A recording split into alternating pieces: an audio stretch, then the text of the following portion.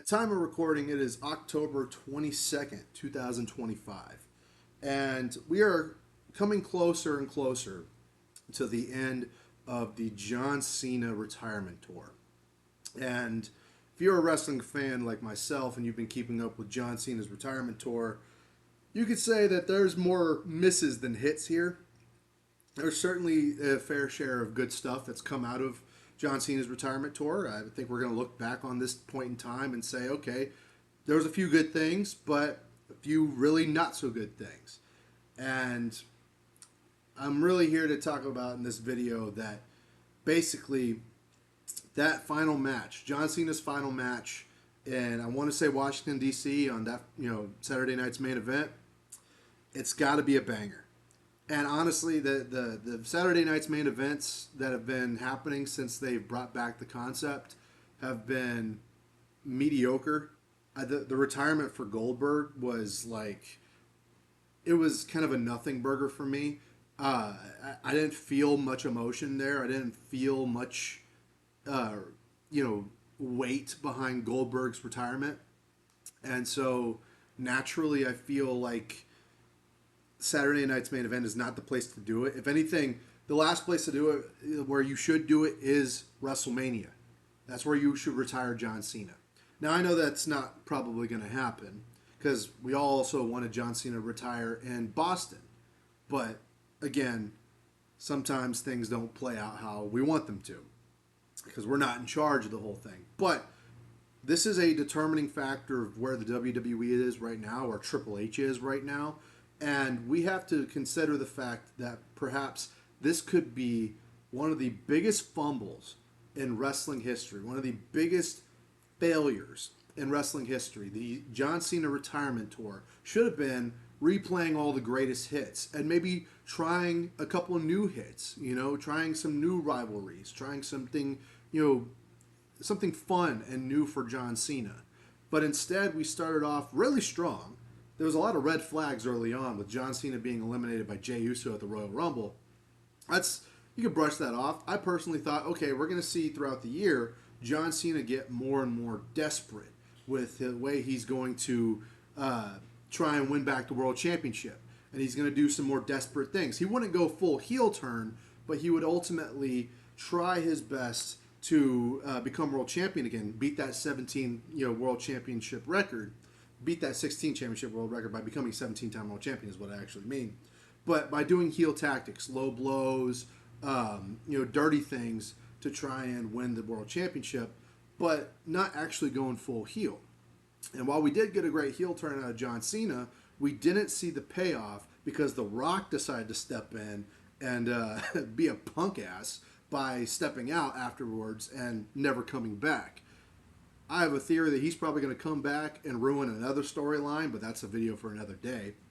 And having Travis Scott there was just a travesty. But John Cena turning heel was a fun concept to start, but clearly there was a lot of problems with it. Fundamentally speaking, he shouldn't have turned heel. Everybody was already cheering for him at this point in time. There was no point to really turning him heel. And then turning him face was done over a weekend for no reason at all. It was just course correction. Aside from that, a shitty WrestleMania main event, that is, might as well be called a shitty WrestleMania because your WrestleMania is only as good as its main event. And so having him lose to Cody at SummerSlam, okay, that's the match that we probably should have gotten at WrestleMania. We wasted, 8 months now? It was 8 months at August that you wasted of John Cena's last year in WWE. Now he's only got 4 dates left. Now we've had a good match with Logan Paul. We've had a great match with AJ Styles. We had a great match with Randy Orton, which also ended up being ruined by R-Truth's firing. And CM Punk's match was good, but it interrupted by R-Truth and interrupted by Seth Rollins, completely ruined. There's a lot of missed opportunities and a lot of miscarriages there. The Cena versus AJ match is how this whole year should have gone. Just banger after banger after banger, right? That's how it should have gone. And it kind of breaks my heart to hear that AJ Styles is retiring soon. I do not like getting old. But John Cena losing to Brock Lesnar made no fucking sense. No sense whatsoever. Now, if you're going to try and like build up Brock Lesnar to be a bigger bad guy for somebody else, like say a Braun Breaker, okay, I can get behind that. But don't do it with Cena. Cena's on his last run. He deserves to beat Lesnar one last time, get that one last victory. And so I don't know what the next couple months are going to look like for John Cena.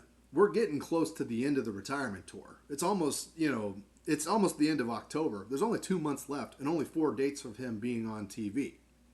So what do you do from here? Triple H proposes that we're going to do a tournament to see who's going to face John Cena, who's going to have the privilege to face John Cena at Saturday night's main event. If this match is not a banger, if this match does not have a perfect send-off for John Cena on a pay-per-view level thing, no commercials, I cannot stress this enough. You ruin John Cena's match if you have commercials in between it. You should have no commercials. You should have 30 minutes. Fuck it. Deliver the entire hour to John Cena. John Cena should go out a hero, how he always has been, and go out the Superman of WWE. He should go out in a way that's respectful because he's given so much to the wrestling business that I feel like he deserves to go out respectfully. Because you know where he's going after WWE? He's going to be playing Peacemaker. Now, I don't know if y'all have been keeping up with Peacemaker. I have not. I never really gave a fuck about Peacemaker. I like the Suicide Squad movie. I like some things that John Cena's done outside in Hollywood, but I've never kept up with Peacemaker. And seeing how Peacemaker is played out with the whole man in high castle, Nazis everywhere in America, America's just full of Nazis. Oh, my fascist red flags. Oh, all that gay bullshit that James Gunn's been doing to DC. What way to go, DC? You guys are on a real good track there. After Superman or James Gunn's Superman, Superman's James Gunn. That is where John Cena's heading, to mediocre dog shit garbage Hollywood. That's where he's going to end up going to after professional wrestling. So the fans of WWE deserve at least one more chance to see John Cena how he actually should be, as the hero, as the face of WWE, as the face of professional wrestling, instead of this mediocre touch your toes for China, naked on the stage of the Oscars, beta Hollywood actor. Because that's where he's going to be for the rest of his life. That is just the hard truth. We're only going to get to see John Cena how he should be seen for a couple more months until he is permanently character assassinated. So Triple H, not that you would ever see any of my videos, but to the wrestling fans out there who might agree with me, we have to really come to terms with this. And we have to beg Triple H and WWE to not assassinate Cena's character any further, because the humiliation is not going to stop with WWE. It's only going to get worse. It's only going to get worse from here. Anyway, enough of me talking. Let me know what y'all think in the comments down below. And let's hope that Cena's last match is actually good and that we go out on a high note here, because he is just, it's going to be stinkers after WWE. Don't smoke crack.